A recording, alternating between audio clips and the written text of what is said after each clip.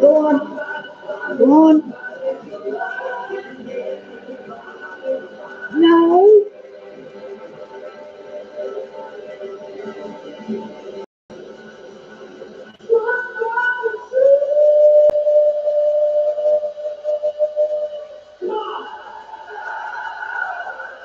It was completely cathartic. Working out the degree for me.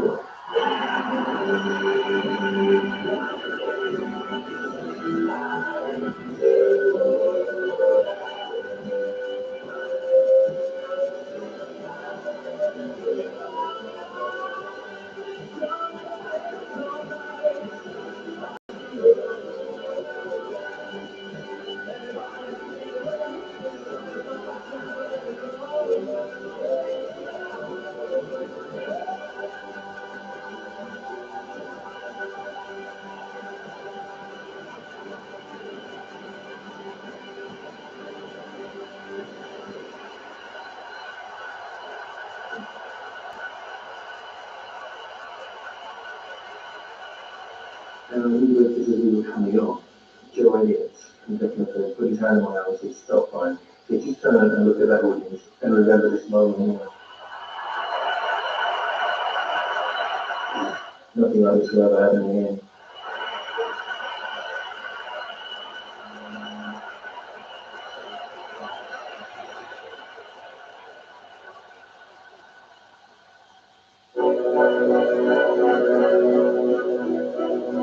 The incredible thing is, it's 40 years since the band was formed. The band was probably as big as it's ever been. And yet 20 of those 40 years have been without Freddie.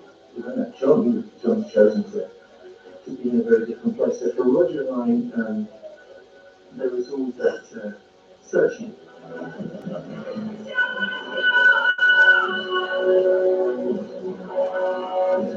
Was lurking in the wings, was all the material we've done with Freddie, which was unfinished. And what were we going to do with it? Would we make an album? Freddie Mercury was obviously different. It was very weird working with Freddie's voice coming out of the speakers. But I really liked the fact that we knew what Freddie would have been thinking. So we sort of got there. And I was very pleased with the song. I feel like it was the right completion.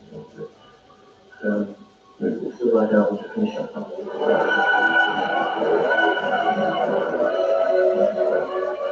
Once you pass the initiation into being a rock star, it never leaves you.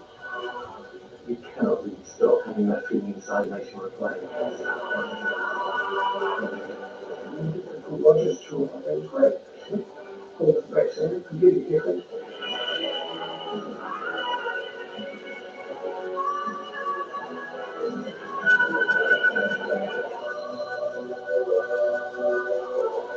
It constantly amazes me to think that we were lucky enough to be in a great band, have a great band together, and that actually for us to go back in music, you know. It was such a stimulating creative environment, there was really nothing quite left to live up to. It was a perfect creative hothouse that was Queen at its best.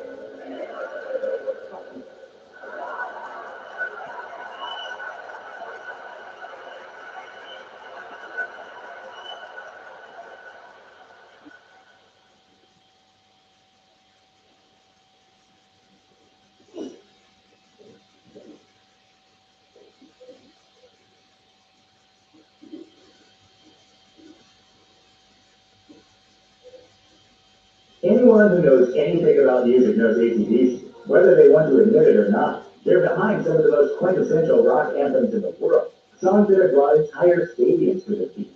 Malcolm and Angus Young have been the backbone of AC/DC from the beginning, and it's not surprising their music speaks to the everyman in a completely non-pretentious, honest way we can all understand.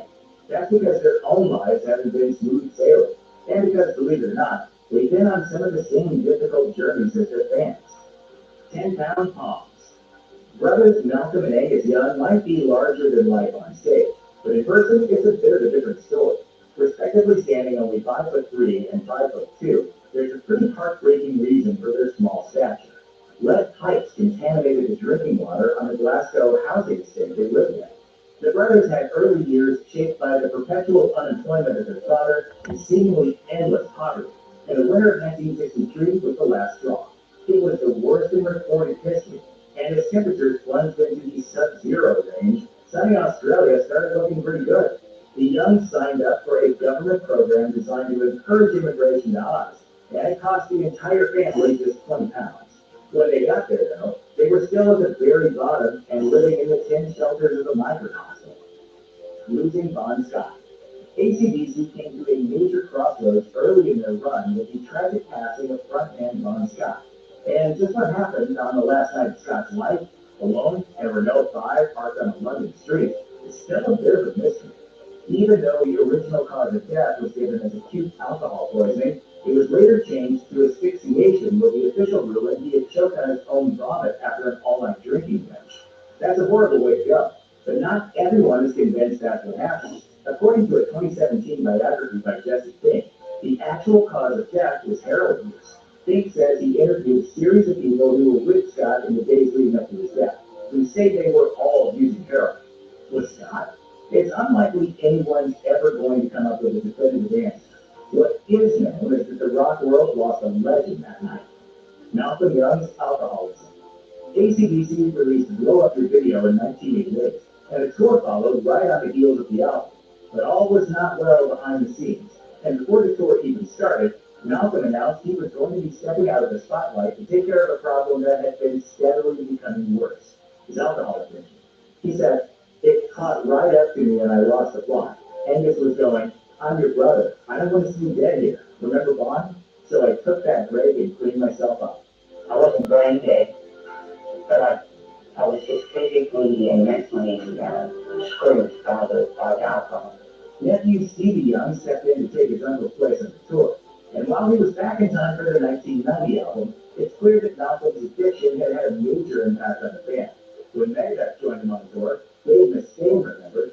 Someone said, "Can I get you a bottle of something?" And someone else said, "All they do is drink tea and smoke cigarettes."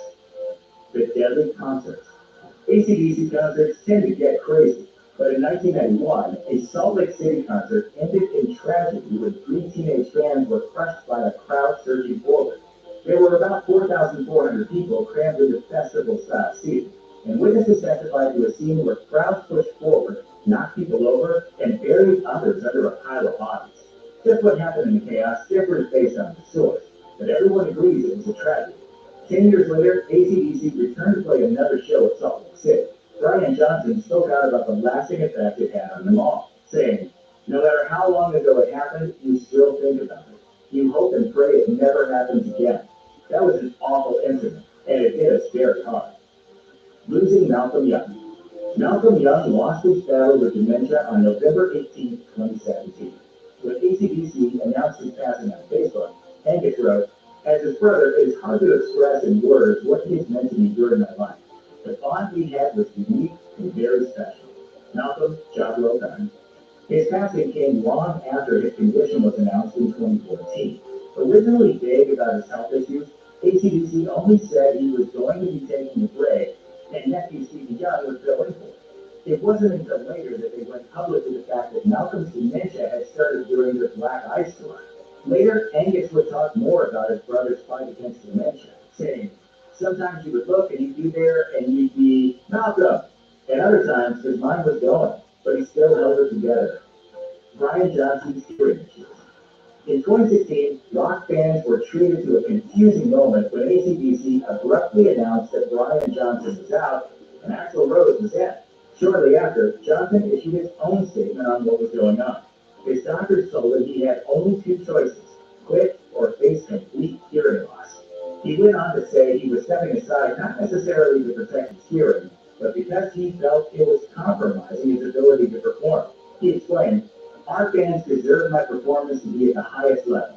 And if for any reason I can't deliver on that level of performance, I will not disappoint our fans or embarrass the other members of AC/DC." As of 2018, he was enjoying retirement and told the Sunday Times, quote, "The way I look at it, I had a great run."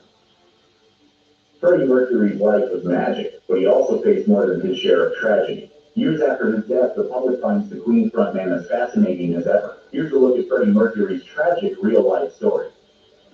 Cool and supportive parents. Just in case you're wondering what sort of awesomely cool parents would name their kid Freddie Mercury, that's not his real name. Mercury was born Farouk Bulsara, which still could have been a pretty good rock star name. His family was Parsi, ethnically Persian followers of the Zoroastrian religion. He spent part of his childhood in India and part in colonial Africa. But in 1963, his family was forced to flee Zanzibar to London after the country achieved independence, and poor Africans started targeting wealthier Indian families. In London, Mercury enrolled in graphic design classes at Isleworth Polytechnic. His mother, Jared, told The Telegraph in 2011 that she made him apply for graphic design jobs between all the songwriting he was doing while holed up in his bedroom. Ultimately, after annoying the neighbors with all that noise, he ended up moving out. He's been popular all around the world, and I want to keep his memory alive as much as I can. Big Teeth Lucky. When Mercury enrolled in Peter's Church of England School in India, he was self-conscious about his prominent upper teeth. His classmates caught on to this particular insecurity and gave him the cruel nickname Bucky. Childhood trauma tends to haunt us for the rest of our lives, and that was indeed the case for Mercury. Even after he became a star, he would cover up his mouth with one hand whenever he smiled. But some people think his teeth might have actually contributed to his distinctive singing voice. The high price of fame. If Freddie Mercury had become a star in the 2010s instead of in the 1980s, his story would have had a different ending. According to The Advocate, he probably became infected with HIV in New York in the summer of 1982. The 2016 book Somebody to Love suggests he was already showing symptoms when he appeared on Saturday Night Live in September of that year in what would be his last U.S. performance. AIDS was still newly emerging in the early 80s, publicly associated primarily with gay men, and Mercury wasn't open about his sexuality. Homophobia in that decade was vicious, and the rise of the AIDS epidemic made some people feel justified in attacking gay men both verbally and physically. So Mercury kept quiet, and some of those fears affected the treatment he sought, the people he told, and his decision to stop appearing in public. Almost coming out. Mercury considered Bohemian Rhapsody to be his greatest achievement, but decades later we're still arguing about what the song actually meant. The singer himself was pretty cagey about it. According to Rolling Stone, he once answered a question about the song's meaning with these words: "I'll say no more than what any decent poet would tell you if you dare to ask him to analyze his work. If you see it here, then it's there." A lot of people seem to think Bohemian Rhapsody is a coming out song, though if that's the truth, it is so deeply disguised in metaphor that only a resurrected Mercury can say for sure. One person who knew him, manager John Breed, said he thought it might have been a coming out song, though it bears mentioning that Mercury never actually publicly came out. If it was a comment on his sexuality, it doesn't seem to have been intended as a clear, direct message. Love above all else. One of Mercury's most important personal relationships was with his former girlfriend, Mary Austin. The authors of Somebody to Love attempted to explain why he might have put Austin above all of his gay relationships by suggesting it had to do with his own deep-seated homophobia. But maybe he was really just bisexual. Mercury referred to Austin as the love of his life and his common-law wife. As romantic partners, they were together for 7 years, splitting up when Mercury started pursuing relationships with men. Even then, they remained close. He left most of his estate to her when he died, and he also entrusted her with secretly scattering his ashes. We couldn't deny Freddie's right to be go on with himself. Outstanding contribution to music. Like everyone else in Mercury's life, his Queen bandmates dismissed the gossip around him and remained largely ignorant when it came to their frontman's health problems. In 1989, Mercury decided he wasn't up to doing tours, so the band didn't schedule one following the release of their album, The Miracle. By 1990, Mercury was gaunt, sickly, and clearly not himself. His final public appearance was at the Brit Awards when Queen accepted the award for Outstanding Contribution to British Music. The acceptance speech was given not by Mercury, as everyone expected, but by guitarist Brian May. But Mercury did say one quick thing just before the band left the stage. tonight. It hasn't been good times all the time for Van Halen. They've endured lineup changes, the consequences of a rock and roll lifestyle, and plenty of health scares. Here are some of the most tragic moments in Van Halen's history. While Van Halen was named after brothers Eddie and Alex Van Halen, their breakout star was colorful lead singer David Lee Roth. He was always good for a quickie quote, bouncing around on stage, and mugging to the cameras. But then in 1985, he left the band, a year after the release of their most successful album, 1984. Why you leave? Why did I bail? I'm a workaholic. I like to travel. I like to go on the road. That left the rest of Van Halen scrambling to find a new lead singer to keep that gravy train rolling. Several of the band's initial choices turned down the gig, which eventually went to hard rock solo artist Sammy Hagar. Patti Smith of the band Scandal was one of those choices. She told Delaware's News Journal in 2014, "They had asked me not to talk about it in interviews at the time because they didn't want Sammy Hagar to feel like he was the second choice." Another interesting selection that could have been was the honey-voiced Daryl Hall of Blue Eyed Soul duo Hall & Oates. When Hagar was a guest on Hall's show Live at Daryl's House, he asked Hall about the rumor that he'd been asked to join his old band, which Hall confirmed. Not long after the stressful departure of Roth in 1985, Eddie and Alex Van Halen endured a far more taxing ordeal. Their father, Jan Van Halen, suffered a heart attack in May 1986 and then died in December of that year at the age of 66. In a 1988 profile of Rolling Stone, Eddie indicated that a problem with alcohol contributed to his father's death. His passing, as well as the time Eddie was forced to stay in the hospital for tropical fever, made him take a long, hard look at himself. As he put it, "That kind of made me look at things a little different. Imagining being in there for an OD or alcohol, like my dad died from, it kind of wires me up." Their father's death shook Alex as well, who enjoyed a reputation as the hardest partier of anyone in the band. He also quit drinking around 1986 and admitted that he didn't want to end up like the Who's Keith Moon or Led Zeppelin's John Bonham, two other legendary rock drummers who died from complications from excessive alcohol consumption. Bassist Michael Anthony's relationship with Eddie Van Halen started to suffer in the late 90s when the band parted with Sammy Hagar and briefly united with David Lee Roth. Hagar had started a new band called Planet Us and had asked Anthony if he'd like to join. Van Halen took that to mean that Anthony had quit. Flash forward to 2004, when Van Halen wanted to tour with Hagar, and they asked Anthony to get the singer to sign on. However, if Anthony wanted to be a part of it, he'd have to sign away his legal rights to Van Halen's band name and take a pay cut. It's really irritating to see them go after Mikey. Mikey didn't do anything ever to Van Halen. Mikey was the most loyal guy in the band. 3 years later, Van Halen hit the road again, this time with Roth, but without Anthony, who found out about the tour when it was reported in the press. The band's newest bassist was Wolfgang Van Halen, Eddie's teenage son. On top of that, Eddie refuted Anthony's version of the events to Rolling Stone, saying, "When Hagar left the band, Mike went with him. Then when we get back together with Dave and all of a sudden he wants back in, it's like, no dude, you quit the band." But that wasn't how Anthony saw it. He told Music Radar in 2009 that he simply never quit Van Halen. This is one rock and roll feud we don't expect to be settled quickly and easily. Van Halen has a reputation for being a nightmare on tour, and with that in mind, perhaps the most famous bit of Van Halen lore is the no brown M&M's rule. The band's 1982 rider included a stipulation that the backstage bowl of M&M's must be totally free of any brown candies. This wasn't Van Halen acting like a bunch of divas, however. In 2012, David Lee Roth explained that the band's touring show was difficult to set up in a timely manner because crews in each town were inexperienced with assembling a massive rock and roll setup. So Roth asked his managers to place a clause in the rider banning brown M&Ms.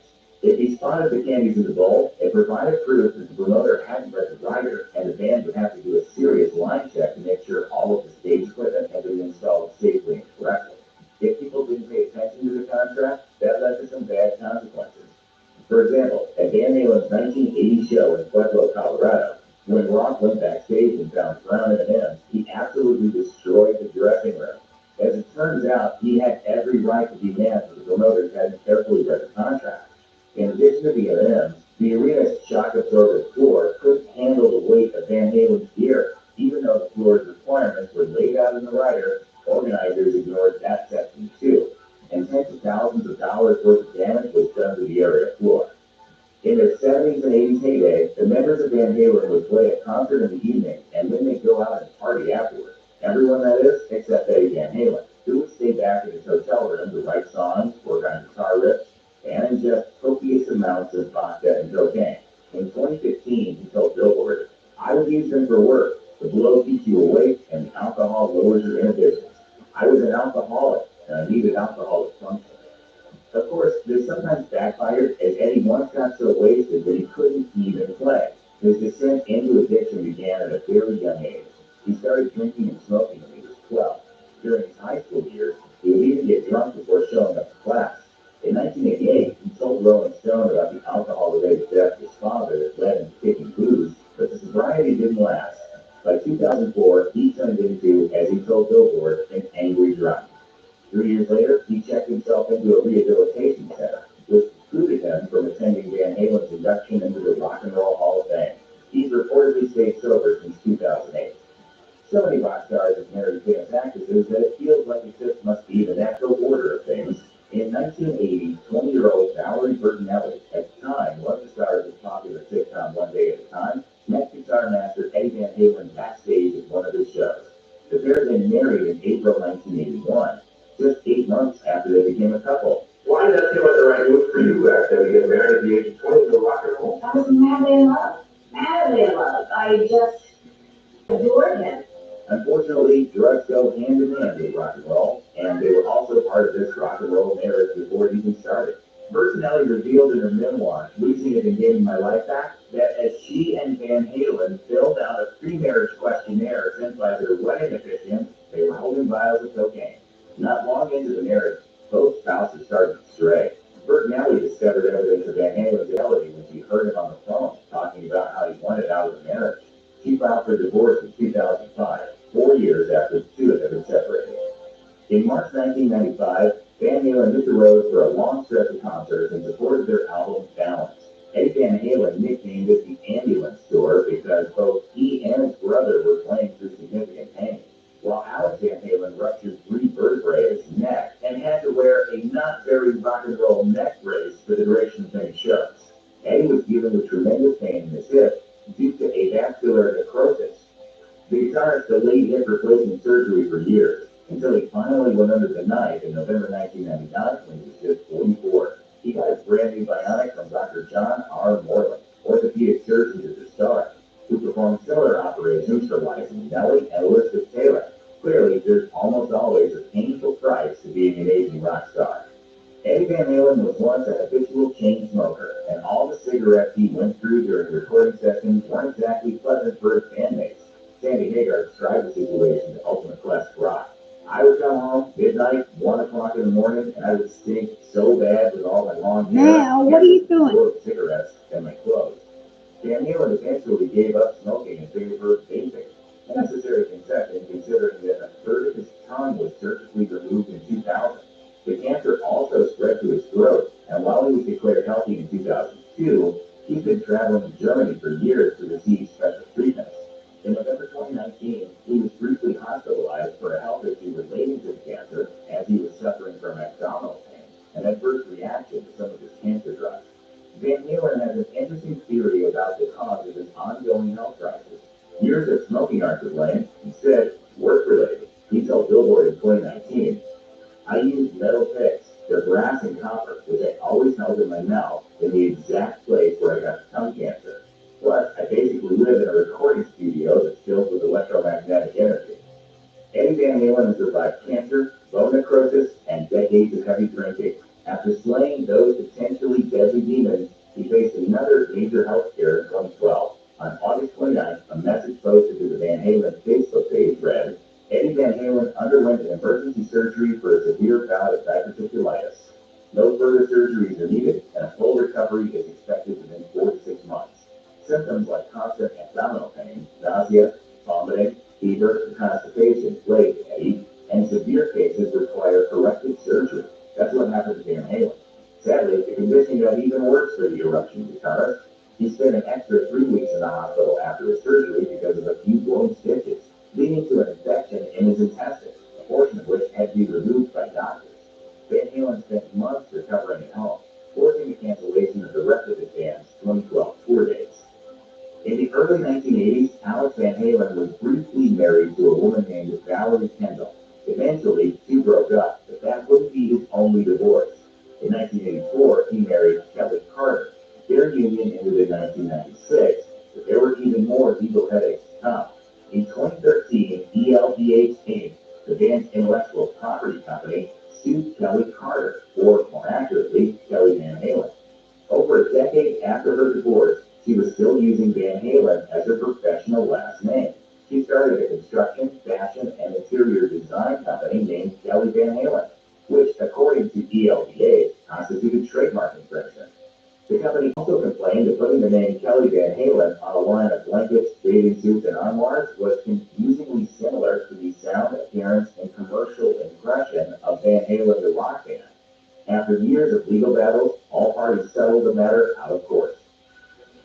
Eric Clapton's name is definitely among the greatest musicians of the 20th century. He's been inducted into the Rock and Roll Hall of Fame 3 times, for goodness sake. Great art often comes at a steep price. Here's the true tragic story of how Eric Clapton made it to where he is today. When Clapton was a preteen, his world turned upside down when it was revealed that the people he thought were his parents were actually his grandparents. And the woman he thought was his older sister Patricia was actually his mother. It turns out Patricia had become pregnant with Eric at the age of 16 after an encounter with a Canadian serviceman named Edward Fryer, who was stationed in England during World War II. According to the book Guitar Gods, the revelation hit Clapton hard. He became moody and distant, but at the age of 13, he found a place to channel his emotions. After being mesmerized by the sights and sounds of Jerry Lee Lewis performing Great Balls of Fire on TV, he asked for a guitar for his birthday. Making music soon became his primary hobby. Many years later, Clapton wrote the song My Father's Eyes about his absentee dad, who died in 1985 without ever meeting Eric. Clapton told the Ottawa Citizen, I never met my father, and I realized that the closest I ever came to looking into my father's eyes was when I looked into my son's eyes.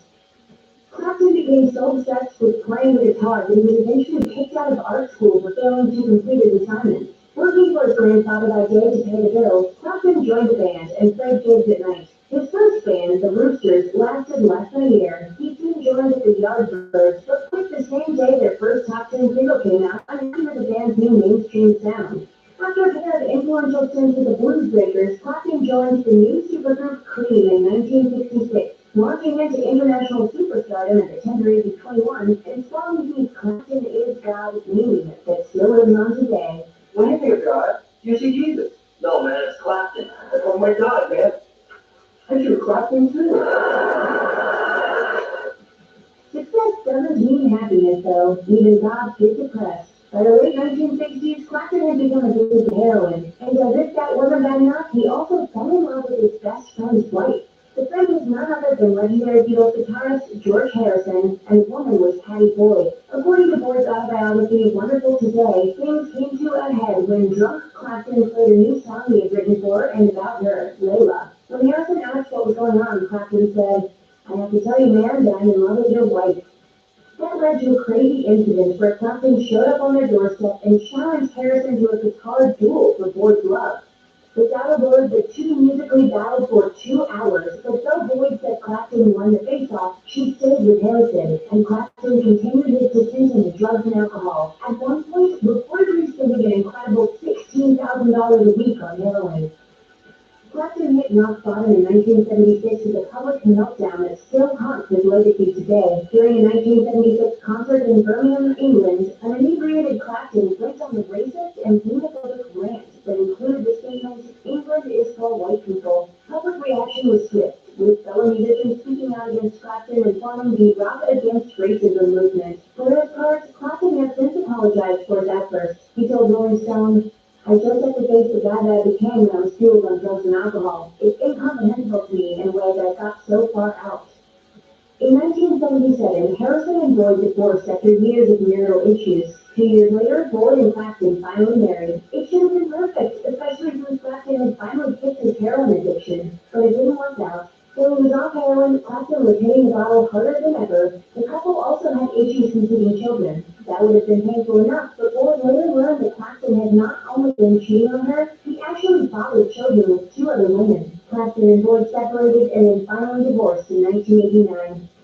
There was one upside to Clapton's difficult personal life. In 1986, Girlfriend Lori Del Santo gave birth to their son Connor, who eventually prompted Clapton to get completely sober, as he didn't want his son to see him drunk. In 1991, though, Clapton and Del Santo experienced a heartbreaking tragedy when the 4-year-old Connor fell 49 stories to his death. The boy was playing in a Manhattan apartment when a housekeeper opened the window to clean it. Connor reportedly ran past the housekeeper and straight out the open window. Clapton wrote autobiography. I remember walking down Park Avenue trying to convince myself that everything was really alright, as if anyone could make a mistake about something like that. Even after saying the police and paramedics and identifying Connor's body, he was still in disbelief. Clapton was traumatized by his son's death, eventually channeling his grief into the classic song Tears in Heaven. After a history of rocky relationships, death, and addiction, Clapton found the family life he always craved. In 2002, he married Malia McHenry. Together, the couple have had 3 children, all girls, and he's even become a grandfather. Clapton described his surprisingly domestic new life to USA Today as a quiet time in the country. It sounds like he doesn't love today's pop stars, though. Most girls go to school and meet other kids who will talk about a certain pop star and then have its own life. What I try to do is redirect by playing in the background or having music in the background, blues, country music, New Orleans jazz, opera, classical. I think it's important that they hear old music. Welcome to old age, Gramps. In 2016, Clapton revealed that he had been diagnosed with peripheral neuropathy, which can cause numbness, shooting pain, and a lack of coordination in the extremities. Luckily, though, so far Clapton is mostly experiencing the symptoms in his legs rather than his hands, meaning it hasn't affected his ability to create and play the music he loves. And in 2018, Clapton revealed on BBC Radio 2 that he is suffering from both hearing loss and tinnitus, which can cause a high-pitched screaming in the ears. He said he has no plans to retire though, as long as people keep coming up to see him. I'm hoping that people will come along and see me just because, or maybe more than because of my curiosity. It amazes myself that I'm still here. Robert Plant is one of the most legendary singers in rock music history, but his life hasn't been all hit records and world tours. In fact, you might be surprised to hear about some of the rough experiences he's endured. Keep watching to discover his tragic true life story.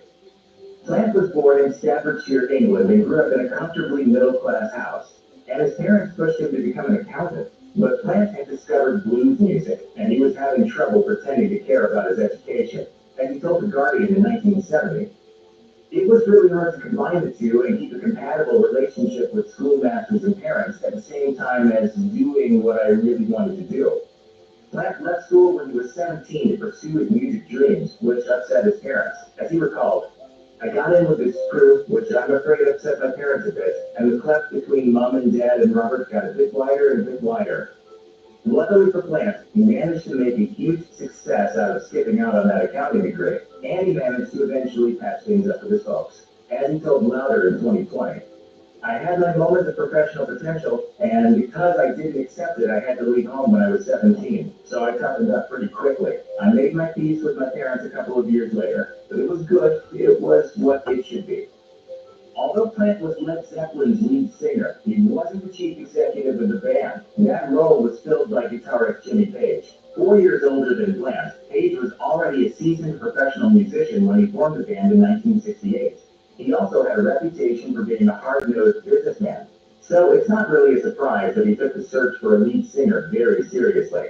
At the time, Plant was a relatively unknown and untested vocalist. Terry Reid, on the other hand, was an established rock singer and songwriter. While he isn't especially famous today, back in the 60s, he was a big enough deal to matter to someone like Jimmy Page. So, when Page began putting together the band that would become Led Zeppelin, he invited Reid to be the lead. But Reid had already committed to being the opening act on several tours. He suggested that if Page could wait a few weeks, they could talk. But Page didn't want to wait. Reid actually ended up recommending Plant to Page, and the rest is history.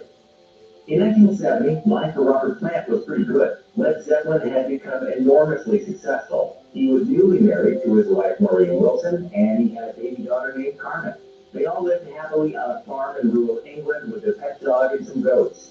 But Plant was about to experience one of the scariest tragedies of his life, one that still haunts him to this day. In 2016, when Plant was testifying in the copyright infringement trial over the song Stairway to Heaven, he was told that in 1970 he attended a concert by the American rock band Spirit, and that he even played snooker with one of Spirit's members. But Plant maintains that it's impossible that he stole any aspects of Spirit's song because he doesn't remember any of it. The reason that he couldn't remember either of those events was because he'd been involved in a terrible car crash immediately afterward. His wife suffered a fractured skull, while part of the windshield ended up buried in the top of his head. As a result, he suffered memory loss and didn't remember anything about the earlier events involving spirits. Being a professional singer puts a lot of strain on the body, especially the respiratory system, throat, and vocal cords. Inexperienced singers often strain their voices, but the pros learn early on that taking care of themselves is vital to a long career. Even so, plenty of famous singers have had vocal cord surgery to remove nodules, and Robert Plant is one of the most famous examples. The information about when that surgery happened haven't been publicized, but fans have theorized based on a noticeable change in Plant's vocals. The years 1972 and 1973 are the most common guesses, as most fans believe the quality of his vocals changed after that. They also tend to believe that he became less adventurous, shying away from the primal howls that marked much of his early work. What confuses things, though, is that Led Zeppelin's 1975 album, Physical Graffiti, contains both contemporary recordings as well as tracks that were recorded years earlier. So the answer to this mystery isn't as simple as listening to one album and comparing it to earlier work. In 1975, Led Zeppelin were poised to start a new tour and record a new album while enjoying their status as the biggest rock band in the world. They'd just come off a huge tour that had earned them plenty of money, and they had every intention of keeping that momentum going. And then came August 4th. On that day, Plant was in the passenger seat of a rented car on the Greek island of Rhodes. His wife Maureen was driving, while their children Eric and Carmen were in the back seat with a friend. Then the car skidded off the road, sailed over a ledge, and landed in a tree.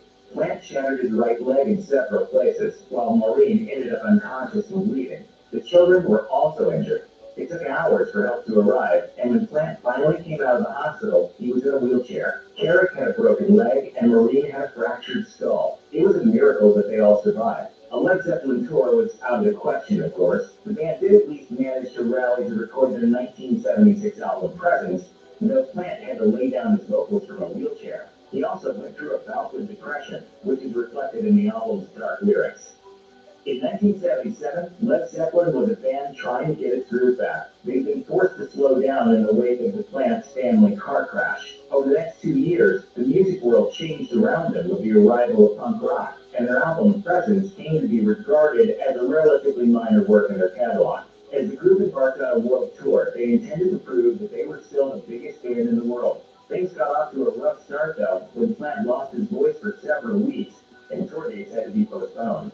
Zeppelin finally got on the road in April, but then on July 26, 1977, Robert Plant received 2 phone calls. The first informed him that his 5-year-old son, Carrick, was ill. The second call came shortly after, giving him the devastating news that Carrick had died.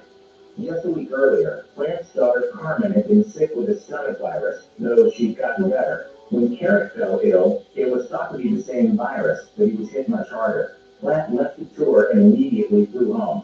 Unsurprisingly, the rest of the tour was canceled. Plant has had one of the most successful careers in rock music history. Not only was he the lead singer of one of the most iconic rock bands of all time, he's also enjoyed spectacular success as a solo artist. In fact, the 4 decades of his solo work dwarfed the 12 years he spent in Led Zeppelin. So it's kind of shocking to hear that there was a time when he seriously considered leaving music behind and training to become a teacher. But that's exactly what happened in 1977 when his son Carrick passed away. As he told Louder in 2020, "I was thinking about the merit of my life at that time, and whether or not I needed to put a lot more into the reality of the people that I loved and cared for, my daughter and my family generally. So yeah, I was ready to jack it in." Tom swallowed by every move, In 2007, Plant told Rolling Stone, "I lost my boy. I didn't want to be in Led Zeppelin. I wanted to be with my family." Ultimately, Plant was convinced to carry on with music in Led Zeppelin by his friend, Led Zeppelin drummer John Bonham. Plant and John Bonham knew each other long before they were in Led Zeppelin together. They met in 1965 when they were both just 17 years old. Over the next few years, they played in 2 bands together, the Crawlin' Kingsnakes and Band of Joy. When Plant was offered the lead singer position for Led Zeppelin in 1968, he recommended Bonham for the drums, which allowed the 2 friends to work together on a much bigger stage. Bonham had his demons, including a propensity for alcohol. On September 24, 1980, he went to sleep after drinking heavily and choked in his sleep. Plant was devastated. In 2012, Bonham's son Jason We shared something very, very special. I struggle sometimes just thinking about trying to create some magic again when he's not there. He was a very, very dear friend of mine that I miss every day. In fact, Plant's devastation over his friend's death is a big reason why Led Zeppelin has never reunited for a full tour, even though such a reunion would make headlines everywhere. In 2018, Jason Bonham told Billboard that Plant told him, "I loved your dad way too much. When your father left us, left the world, that was it for Led Zeppelin." So all those years later, it was just one ridiculous loss.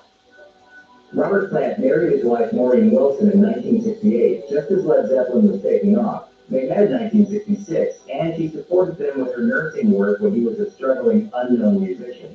He loved her very much, and he even dedicated the Led Zeppelin song "Thank You" to her. Maureen accompanied her husband on the first Led Zeppelin tour, but shortly after the birth of their first child, she began staying home with the kids while Plant toured. The singer has admitted that while he tried to be a good father and husband, he was distracted. In 2020, he told Louder, "I spent so much time trying to be a decent dad, but at the same time, I was really attracted to what I was doing in Zeppelin." The couple had another son, Logan, in 1979, but Plant's career continued to take its toll on their marriage. In 1983, the couple divorced. Afterwards, Plant dated around for a bit. There are rumors that he even dated Maureen's sister Shirley for a while, but he never came close to the level of commitment he'd enjoyed with Maureen, and he's never remarried. In 2010, Plant decided to reform one of his early groups, Land of Joy. He recruited some new members, including folk singer-songwriter Patty Griffin. He hired her as a backing singer, and the two began a relationship that proved to be very serious. In fact, he moved in with her and they lived together in Austin, Texas for several years. He also collaborated with her on the band's self-titled 2010 album. Sadly, in 2014, the couple ended their relationship, and Plant moved back to England after several years in America. Griffin has refused to comment on the relationship or its ending, but it's clear that the breakup affected Plant deeply. In 2017, while talking with Louder about his 2017 solo album, Carry Fire, he noted, "If you listen to the album, you can hear me pouring out my heart to whoever's interested, because that's what I do. And it's not easy to do that, believe me." Anyone in Motley Crue will tell you that hard rocking comes with a side order of hard partying, and Nikki Sixx was probably one of the hardest members in any Motley Crue party. His life wasn't all roses, though. Here's the tragic story of Nikki Sixx.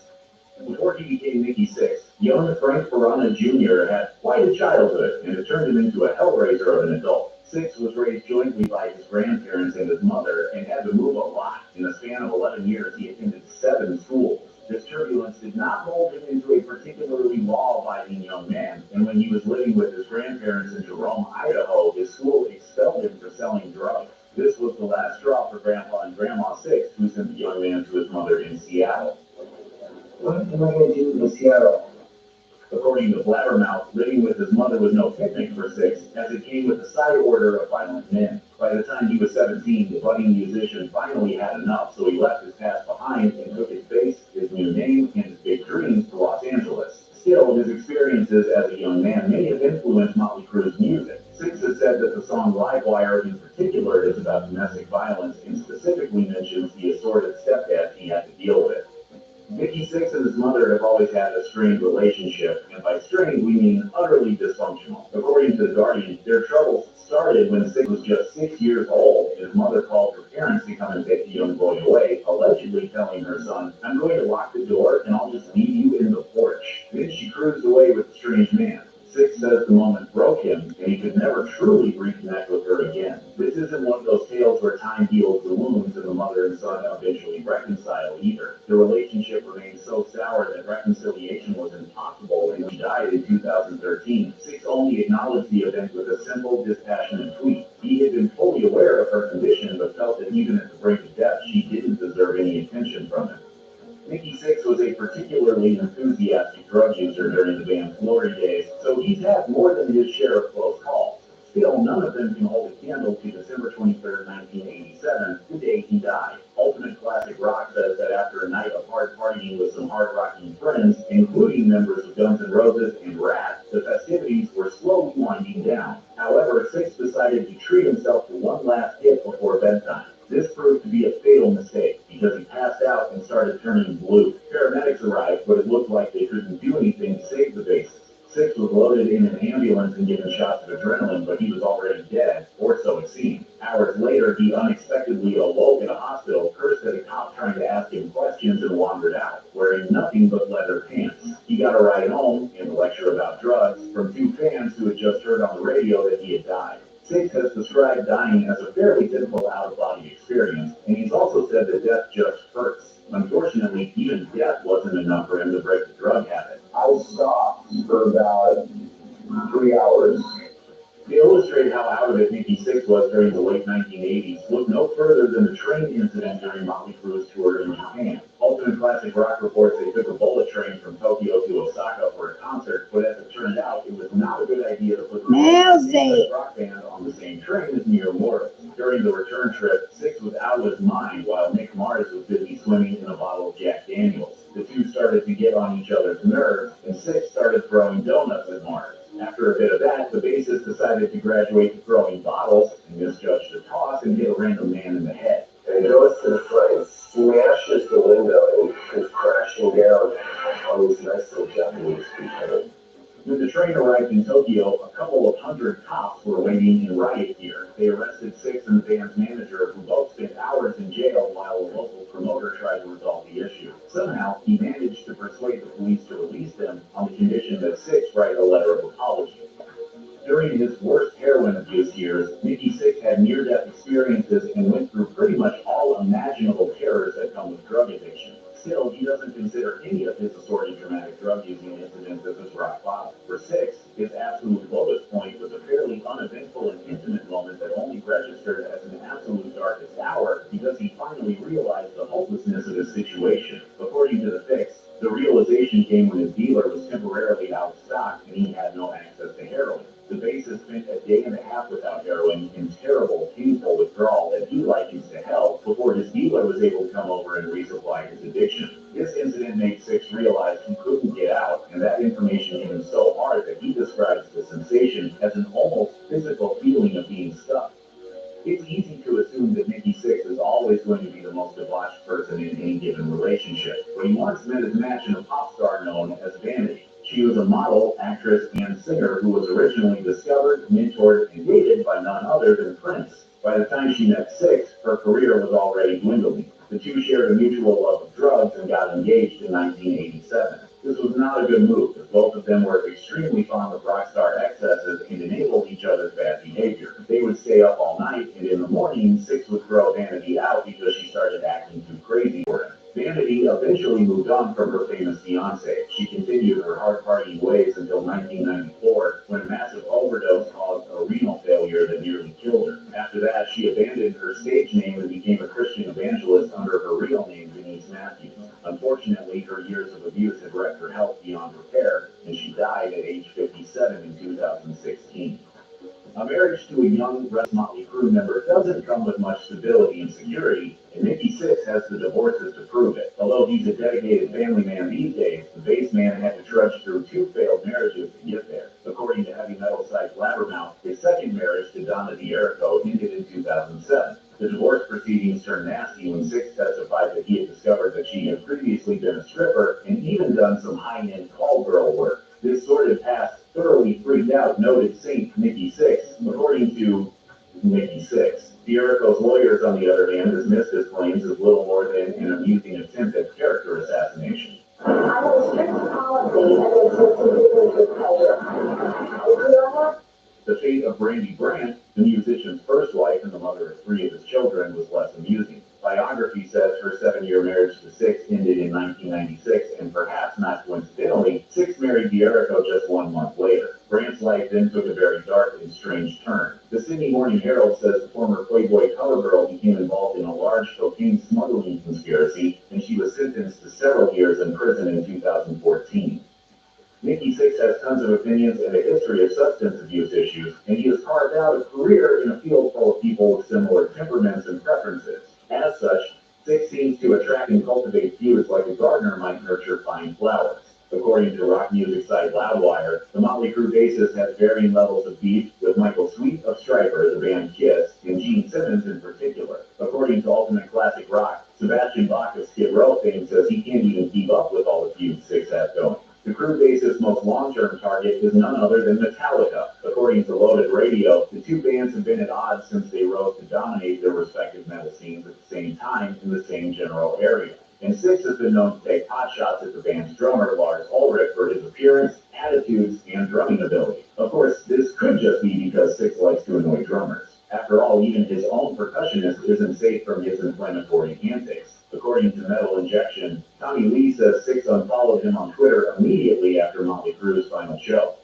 The Star describes how, at the height of Motley Crue's fame, Nikki Sixx spent many a long night in a way you'd never expect a rock star to. Instead of drowning his worries in a mountain of groupies and fast cars, the bass player curled up in a cold, damp closet with drugs and a shotgun. According to the AV Club, the reason for his behavior was paranoia. Sixx was certain the cops were coming to get him, and the fact that he reacted to the imminent presence of law enforcement by getting as wasted as humanly possible and arming himself shows just how out of it he was at the time. During his worst moments of heroin addiction, this was actually closer to his status quo than all the happy-go-lucky partying and gleeful depravity described in The Dirt. His own memoir, The Heroin Diaries, functions largely as a document of this awful dark side of the rock star lifestyle.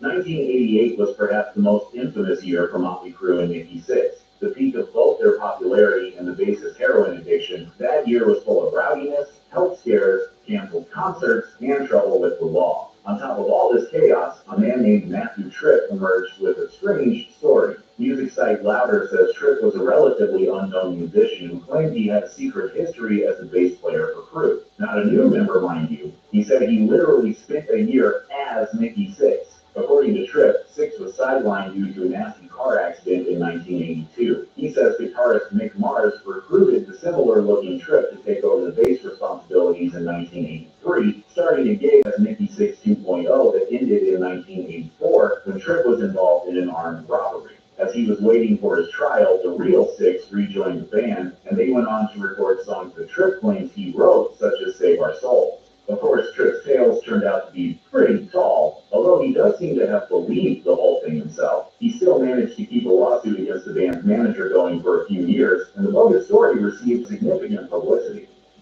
Nikki Sixx has been open about the fact that he struggled with depression in his youth, and he says taking drugs was partially an attempt to self-medicate the condition. He takes depression very seriously, to the point that he even included its medical definition in the glossary of the Heroin Diaries. Still, his most public foray at addressing the subject was actually prompted by Gene Simmons. In 2014, the KISS ringleader made some controversial comments about depression, dismissing its validity as a mental disorder and saying that people who claim they're depressed should just take their lives. This was a colossally stupid comment, and Sixx immediately jumped in the fray. According to Rolling Stone, the Motley Crue man labeled Simmons' comments moronic and pointed out that some kid might actually hear his words and believe that suicide is the only way out. Sixx then went on to carefully explain that there are many, many ways out of depression, and the last thing any depressed person should have to do is hear some rock star claiming that there is only one final way to deal with the situation. It's probably not a coincidence that Simmons released a swift and uncharacteristically humble apology. If you or anyone you know is having suicidal thoughts, please call the National Suicide Prevention Lifeline at 1-800-273-TALK. Joan Jett's first music teacher told her girls couldn't play rock and roll. Her first band was panned by audiences who wouldn't accept women as rock stars. Her first solo album was rejected by 23 record labels. But that didn't stop her. This is the real-life story of Joan Jett.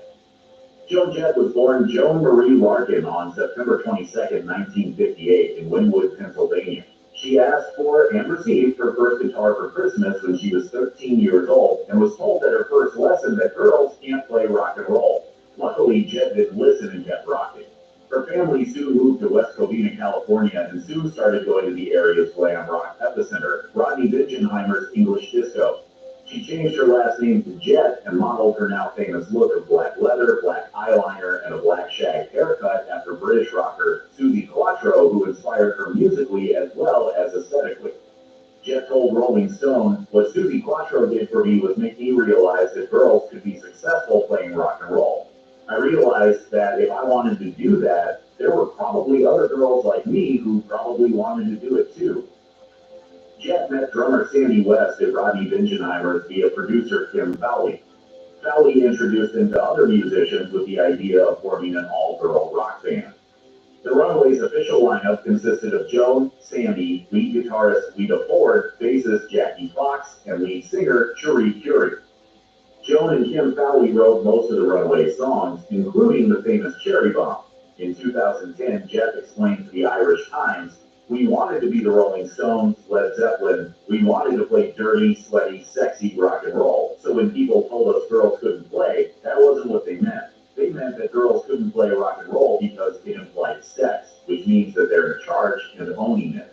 But sexist magazine reviews focused on their youth, gender, and looks instead of their music. Rolling Stones, hated the Runaways.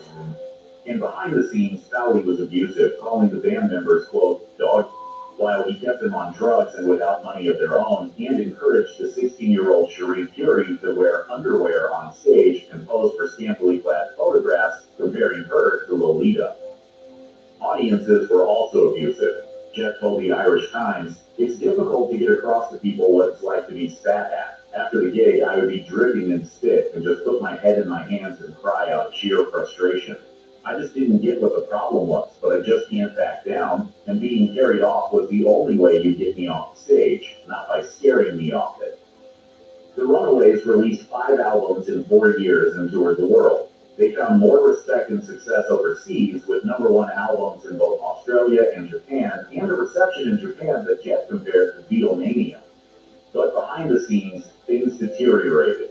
According to Edgeplay, Fowley continued to mistreat band members, denying them schooling and health care and playing them against each other. Bassist Jackie Fox quit the band and was replaced by Vicky Blue, who was then replaced by Laurie McAllister. The Runaways played their last show on New Year's Eve 1978 in San Francisco and officially broke up in April 1979 after disagreements about their musical direction. Jet took the dissolution of her band hard. In her documentary Bad Reputation, Jet said, "How did I personally deal with the crumbling of the Runaways? I drank a lot starting at 8 in the morning. I was angry. I didn't know how to make sense of a world that gave girls for playing guitars." But things soon turned around for Jet when she began working with producer Kenny Laguna, who would eventually become her manager. Laguna told the Tahoe Daily Tribune in 2007, "I worked with her on a film based on Runaway's career called We're All Crazy Now and had a vision of what to be. She was fantastic, but no label would take her on. I love Joni, but never wanted to be her manager. But she became a cause." After a frightening hospitalization for a heart infection, Joan went to Europe and recorded and released a self-titled debut album. Back in the States, 23 labels rejected the album, so Laguna and Joan formed independent label Blackheart Records and released it themselves. Laguna said, "We couldn't think of anything else to do but print up records ourselves, and that's how Blackheart Records started. It was more or less Joan's idea to do it ourselves." An advertisement announcing that Jet was looking for a few good men led to the formation of the Blackhearts. The band started playing around Los Angeles and toured Europe before moving to New York. Jet told People in 1982 that she wanted a male band because forming another band with women would have been, quote, "sacrilegious." Laguna's friend Neil Bogart re-released her self-titled solo Joan Jett Has Bad Reputation on his new Boardwalk Records label. The album's lead single, also called Bad Reputation, remains iconic to this day. It was named the 29th best hard rock song of all time by VH1 in 2009 and serves as an answer song to Jet's critics and naysayers. But it was her next album that would make Jet an international superstar. Joan's first album with the Blackhearts, I Love Rock and Roll, came out in 1981 and was a surprise smash hit, reaching #2 on the Billboard album chart. The title track, a cover of an Arrow song that Joan had performed live for years, became one of the best-selling singles of all time, topped the Billboard charts for 7 weeks, and was the 3rd most popular song of 1982. The album remains Joan's most successful one, having sold 10 million copies. I Love Rock and Roll is Billboard's 56th all-time top song and is in the Grammy Hall of Fame.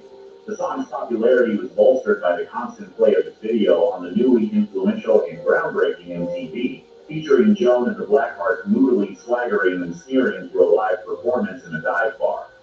The Blackhearts followed up this video with a meta one for Bad Reputation, depicting the rise to stardom that resulted from I Love Rock and Roll. Magazines that had insulted the Runaways now ran articles like Joan Jett is a very nice girl and selling records is the best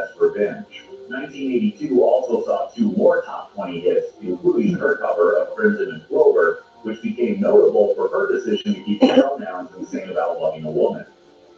The Blackhearts followed I Love Rock and Roll with two less successful albums, 1983's Album and 1984's Glorious Results of a Misfit Youth.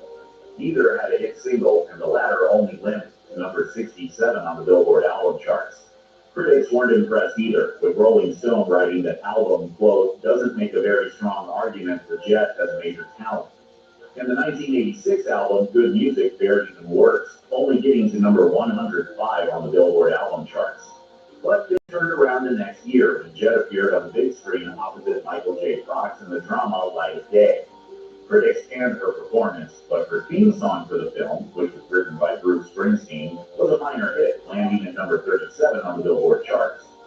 That paved the way for her big 1988 comeback album, Up Your Alley, which included the top 10 hit I Hate Myself for Loving You, which charted at the same time as Ford's hit single, Kiss Me Deadly.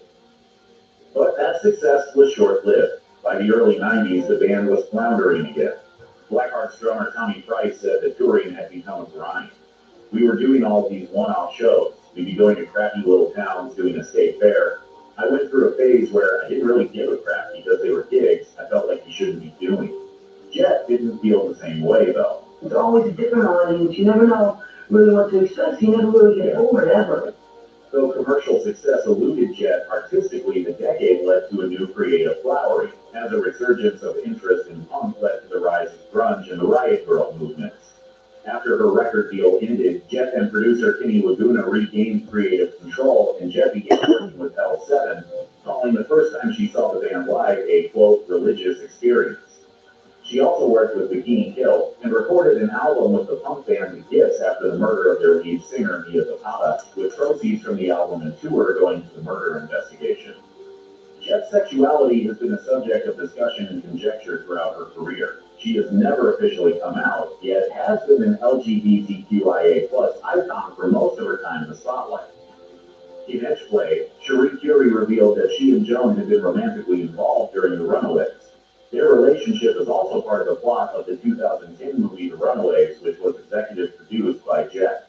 When asked about her sexuality, Jett told Rolling Stone she was, quote, all-inclusive and told Out that fans should go ahead and, quote, assume away. When her documentary Bad Reputation screened at the LGBTQ film festival Outfest, though, some members of the community questioned its inclusion since Jett wasn't technically out. Jett responded to the criticism, telling the New York Times, the more you want me to say it, the more I won't say it. I'll just do it. I'm telling my story every day on stage, loud. And if you choose not to hear it because you want me to do it the way you want me to do it, fine. I'm not going to make you happy then. If this isn't for you, bye. But I think I declare every day, all day long. You know what I say? Eat me. Despite her love of and pride in The Runaways, Jett didn't appear in Vicky Blue's 2004 documentary Edgeplay, a film about the Runaways, and refused to let them use any songs she had written. Of the film, which included allegations about manager Kim Fowley's behavior, Jett told the Montreal Mirror, if there's going to be a Runaways movie, it should be about what we accomplished, the tours we did, the bands we played with, the people we inspired. I'm not going to participate in a Jerry Springer fest, bottom line. After Kim Fowley died in 2015, Jackie Fox came forward and revealed to the Huffington Post that he had a history of grooming young girls, and that he had publicly raped her when she was in the Runaways while other band members, including Jett, watched but did not intervene. Through a representative, Jett denied any knowledge of the incident. She told the New York Times, if he hurt people, that's not good. It's hard for me to listen to that, but I can't really speak to what they're saying. There's no question that Joan Jett has earned her place as an icon, and she's still going strong from playing the Warped Tour in 2006 to producing films like The Runaways and Bad Reputation to making social distance music videos during the COVID quarantine. Entrepreneur, film producer, rocker, and fashion icon, Joan Jett's career is a testament to her ability to keep working and stay true to herself and her vision in the face of hardship and failure. In 2015, she was honored with the rest of the Blackhearts and Kenny Laguna with an induction into the Rock and Roll Hall of Fame. In the Blackhearts Hall of Fame essay, writer Jan Wilczynski called her the last American rock star pursuing her considerable craft for the right reasons, a devotion to the true spirit of the music. The Monkees didn't do too badly for themselves, given that they were created as a TV sitcom response to the Beatles. But the Monkees haven't always been blessed with good fortune despite their celebrity. Here's the tragic, real-life story of the Monkees. The success of the Beatles movies, A Hard Day's Night and Help, inspired a group of TV producers to do something similar with an American sitcom. That's how the Monkees were born. The members didn't come together the way bands traditionally do. They auditioned and were selected, not especially for their musical talent, but for TV-friendly qualities like charisma, good looks, and acting skills. Yet band members Michael Naismith and Peter Tork were accomplished musicians, and Mickey Dolenz and Davy Jones also had decent musical chops. The show was conceived like any sitcom. The actors would play characters, and the music was to be strictly pre-recorded, with the band only providing vocals.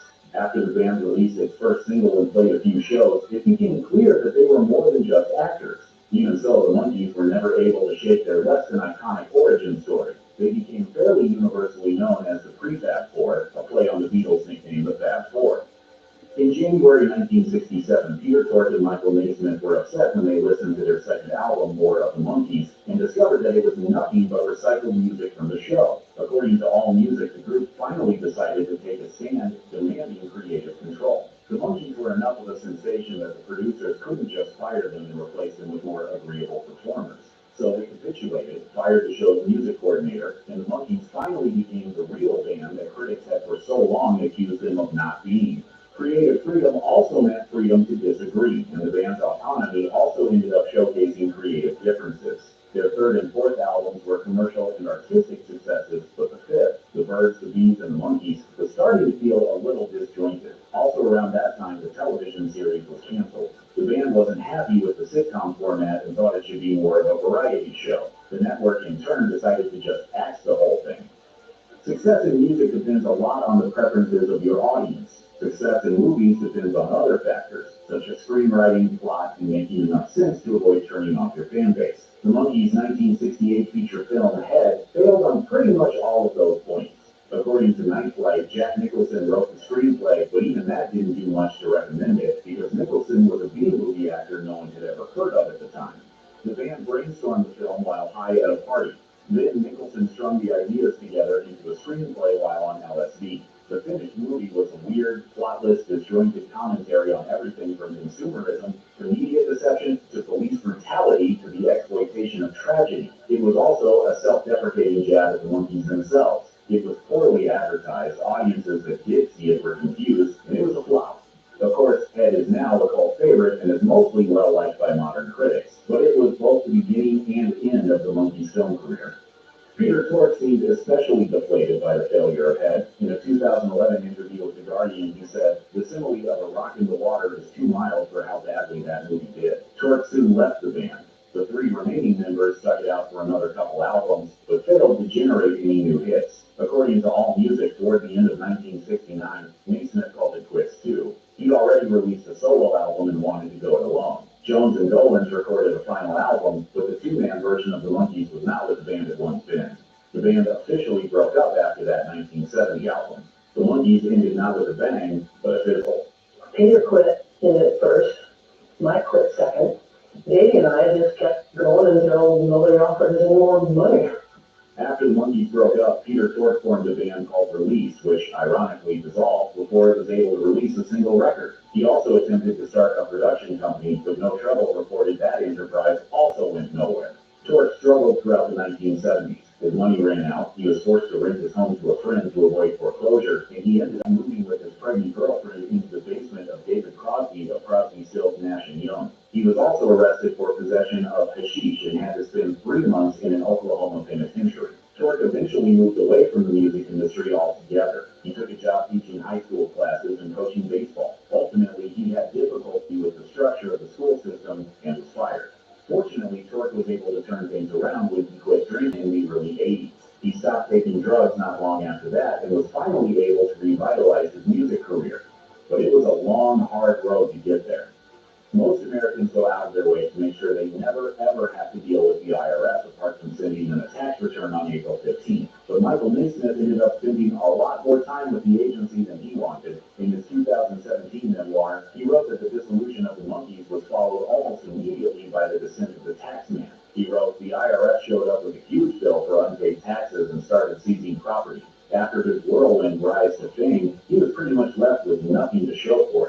After the IRS took all his stuff, Naismith's marriage collapsed and he dealt with the emotional blow in the most toxic way possible. He had an affair with the wife of a friend. In his memoir, he lamented that he was basically at a career and personal rock bottom. I had no opportunities as an actor, a player, a singer, a songwriter, or a producer. It wasn't all bad for Naismith, though. Not only was he heir to the liquid paper fortune, he literally was the creator of MTV. Mickey Dolenz also spent a lot of years doing not very much of anything. For a while, his resume's main selling point was not his success as an actor, which predated the Monkees by nearly a decade, or his vocal talents. It was that he was one of the Monkees. That notoriety earned him some small television roles and a few voice acting credits on cartoons like Scooby-Doo and Captain Caveman. At one time, he was neck and neck with Henry Winkler for the role of Fonzie on Happy Days, but that opportunity also passed him by. He told Guitar World, "I remember when Henry first walked into the interview. He saw me and said, 'Oh crap, Mickey Dolenz is here, I'll never get it.' But I'm so glad he did, because he was a much better Fonz than I would have been." Dolenz didn't flounder for long. By 1976, he was headed to the UK to star in a musical, and plans to stay for 3 months eventually morphed into a 12-year career as a director and producer. With the power of MTV and with help from others in their orbit, Dolenz, Jones, and Tork got together for a 20th anniversary Monkees reunion tour in 1986 that exploded into an unexpectedly huge hit. By the 1990s, the former Monkees were all off doing their own things, but the 30th anniversary was approaching. According to AllMusic, the band got together to talk about the impending anniversary, discovered they still had some musical chemistry, and recorded a new album. The 1996 album, Justice, became the first Monkees record written and produced entirely by Naismith, Tork, Jones, and Dolenz. When the band decided to start touring again, all of their creative differences and personal animosity started to resurface. Naismith dropped out of the tour early on, and the remaining band members weren't quiet about how that made them feel. The remaining 3 toured again in 2001, but this time it was Tork who abandoned ship, although Jones and Dolenz said they fired him. Tork later complained that Jones and Dolenz drank so much on the tour that they became mean and abusive. But it wasn't just Tork clashing with Jones and Dolenz. Evidently, Jones and Dolenz weren't getting along swimmingly either. In a 2009 interview, Jones said he couldn't imagine sharing the stage with Mickey Dolenz ever again. Ouch. Things weren't going awesomely for Michael Naismith either. In 2010, Naismith's wife left him, and in the middle of all of that emotional turmoil, he started to go blind. Naismith wrote in his 2017 memoir, Infinite Tuesday, an autobiographical riff, "I lost my sight to cataracts and at the same time lost my flexibility to an undiagnosed condition that crippled me, making it difficult and painful to walk. I was essentially helpless, a captive in my home." Fortunately, Naismith's blindness was reversible. Cataract surgery restored his sight, but his strange crippling illness was more difficult to overcome because no one knew what it was. The illness left him largely unable to use his left hand, and his right foot was useless enough that he had to drag it when he walked. The specialists he visited mostly just scratched their heads and offered him pain medication. The good news is that the illness, whatever it was, eventually went away on its own. Naismith, the Christian Scientist, believes prayer and medication cured him. The Monkees got together once again in 2011 and went on tour, only without Michael Naismith, who by then had inherited his liquid fortune. The 45th anniversary tour actually went shockingly well for rockers, clearly past their prime, though after a summer of traveling around North America, the band members, who were all well into their 60s, chose not to add more dates to the tour. Then, in February of the following year, Davy Jones died of a heart attack. Jones's death shocked everyone who knew him. A business associate told CNN he was a vegetarian and there was not an ounce of fat on the guy. He lived in Florida and ran miles every morning. He couldn't have been in better shape. That finally was the end of the Monkees as a foursome, but Michael Naismith joined the remaining 2 Monkees for a short set of reunion performances, each of which featured a tribute to their fallen bandmate. In February 2019, the Monkees took their most recent blow. Peter Tork finally succumbed to the rare form of head and neck cancer he'd been battling for a decade. Tork was first diagnosed with adenoid cystic carcinoma in 2009. 2 years later, he told Rolling Stone that the surgery he'd undergone to remove the cancer had been a success. He wrote, "My checkups have been clear ever since. I'm excruciatingly lucky. I count my blessings every day. Cancer doctors will always hesitate to say cancer is cured, and for good reason. It can come back even years after it's disappeared, and when it does, it's often resistant to the treatments that took it down the first time." After Tork's death, the 2 remaining Monkees posted heartfelt messages in their bandmate's honor. Naismith was especially profound. He wrote, "It's going to be a rough day. I share with all Monkees fans this change, this loss. Even so, PT will be a part of me forever, and the Monkees will be part of us." Bowie was an icon in music and pop culture, a chameleon who changed personas as they occurred to him. But Bowie was a complex and complicated man, having grown up under the shadow of mental illness and a tough home life. Here's the tragic real-life story of David Bowie. David Bowie's mother, Peggy Jones, was born into a family touched by mental illness, and she herself may have fallen victim to some degree. Mark Spitz, one of Bowie's biographers, noted that schizophrenia, quote, seemed to be seared deeply into the genetic code of Bowie's family. The behaviors associated with schizophrenia can seem hidden from outside view, only to be triggered by calamity. For Peggy and her siblings, there were two such forces, their mother Margaret and the Nazis' bombing of England during World War II. According to one account via the Telegraph, Bowie's maternal grandmother, Margaret Burns, was a cruel woman who took her anger out on everyone around her. Two of Peggy's other sisters had exhibited signs of schizophrenia early in their lives, but the nightly shelling during the Blitz in 1940, coupled with the idea of Hitler occupying England, exacerbated the girl's problems. Bowie himself wondered whether he would also fall victim to schizophrenia one day. I've always found that I collect. I'm a collector. And I've always just seemed to collect personalities. Some even theorize that he developed so many personas throughout his career as a way of dealing with some latent schizophrenic tendencies. David Bowie's half-brother Terry was born out of wedlock, and due to the stigma associated with such births at the time, was handed off to his grandmother Margaret, who was emotionally and physically abusive to him. According to the Telegraph, his mental illness had its genesis there, and grew over time. Even when at 9 years old, he was sent back to live with his mother, her new husband, and his baby half-brother, David. From that point, David looked up to Terry, and there was genuine affection between the two. Terry struggled with his mental illness, but eventually was able to join the Royal Air Force. When he returned from the service, Terry spent his time with David. One night, they went to see Cream at a club in London, but the volume of the music proved to be too much for Terry. David took him outside, and Terry had a schizophrenic vision. He saw the ground opening up and fire coming out of it, and he told David he experienced these visions often. After David's father died 2 years later, Terry spent some time in and out of mental hospitals for years until he finally succumbed to his illness, tragically taking his own life in 1986. Several of Bowie's songs, from All You Pretty Things to Jump They Say, are said to contain recollections of Terry, of his visions, and of him as David's big brother. In his adolescence, David Bowie's best friend was George Underwood. They hung out together, played music together, and in one famous incident, even fancied the same girl. According to Bowie biographer Mark Spitz, Bowie once sabotaged a date between Underwood and their shared crush, which angered Underwood to the point of violence. Just walked over to him, basically, and just went, whack, without even thinking. After it was determined that Bowie had sustained a serious injury, he was sent to the hospital. According to one account, doctors noted the muscles in his eye were damaged. He could still see and wouldn't lose his eye, but for the remainder of his life, his left pupil would be permanently dilated. Underwood felt guilty for quite a while afterward, but the injury left Bowie with what he termed a kind of mystique, perhaps best seen on his album cover for Heroes and the close-ups in Valentine's Day. When Bowie died in 2016, many LGBTQ fans and performers paid their respects, often noting his influence in their lives and in queer culture, particularly in the 70s. Then, immersed in his Ziggy Stardust and Thin White Duke personas, Bowie played with androgyny as few performers of his stature had previously. When Bowie sort of did the Ziggy thing, why inherit Bowie? He was often asked how he defined his romantic life, to which he gave coy responses. He came out as gay in 1972, as bi in 1976, and finally as, quote, a closet hetero in 1993. No label, however, could truly define him. While his fans applauded his gender fluidity, not everyone was on board. British law, in particular, had long viewed gay culture as an affront. In the 1800s, it was even punishable by death.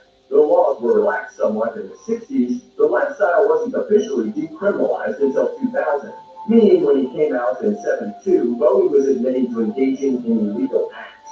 Bowie might have been born at the right time to be free to express himself, and he may also have been responsible for moving acceptance of it forward. Bowie biographer Peter Doggett once mused, cocaine was the fuel of the music industry in the 70s. If that's the case, Bowie was well fueled for much of the decade to almost crippling effect. Bowie guitarist Carlos Alomar told the New York Post that Bowie used the drug to stay up late into the night, sometimes all night, sometimes for days in a row. He claimed its function was